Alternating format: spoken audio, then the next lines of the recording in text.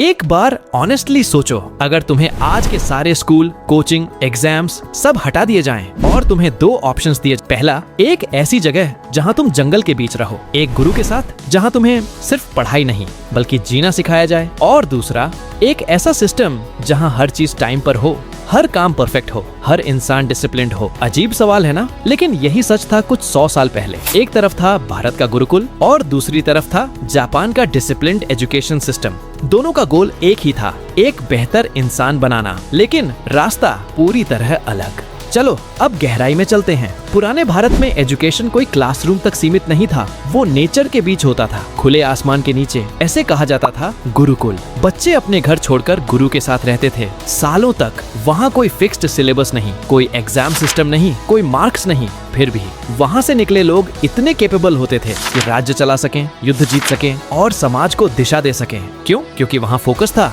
Learning by. बच्चे खुद अपना काम करते थे, खाना बनाना, पानी भरना, जंगल से लकड़ी लाना, मतलब सर्वाइवल प्लस लाइफ स्किल्स, ज्ञान और एजुकेशन। और सबसे खास बात, हर बच्चे को एक जैसा नहीं सिखाया जाता था। अगर कोई वॉरियर बनने लायक है तो उसे युद्ध कला सिखाई जाएगी, अगर कोई थिंकर है तो उसे दर्शन और शास्त्र सिखाए जाएंगे। मतलब यहाँ कंपैरिजन नहीं था, यहाँ अंडरस्टैंडिंग थी। अब जरा जापान चलते हैं। जापान का सिस्टम बिल्कुल अलग था। यहाँ हर चीज स्ट्रक्चर्ड थी। खासकर के दौरान जापान में टेराकोया स्कूल्स होते थे। ये छोटे कम्युनिटी स्कूल्स थे जहाँ आम लोगों के बच्चे भी पढ़ सकते थे, और यही चीज उन्हें आगे ले गई। एक सरप्राइजिंग फैक्ट, उस समय जब दुनिया के कई देशों में एजुकेशन सिर्फ अमीर लोगों तक सीमित थी, तब जापान में लिटरेसी रेट 40-82% तक पहुंच चुका था। और आज जापान का लिटरेसी रेट लगभग 99% है।